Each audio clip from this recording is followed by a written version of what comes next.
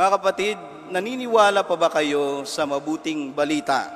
Ito ang mabuting balita ng Diyos na para sa ating lahat bilang isang bayan, bilang nananampalataya, at para bawat isa sa atin ay magkaroon muli ng pag-asa kahit sa mga nakapaligid nating hindi magagandang balita.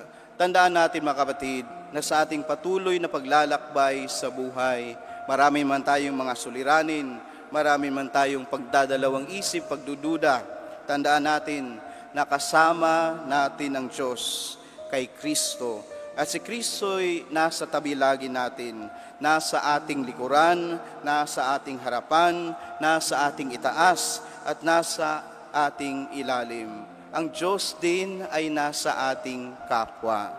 Kasi sabi nga, God make use of others to be His instrument of blessing to us. Kaya mga kapatid, ang mabuting balitang ito ang siya nating dapat paniwalaan at tunay na ikagalak sa araw-araw na ating pamumuhay. Let us rejoice in the good news that Christ brings us and trust, tayo'y manalig that whatever God gives, it is for our best.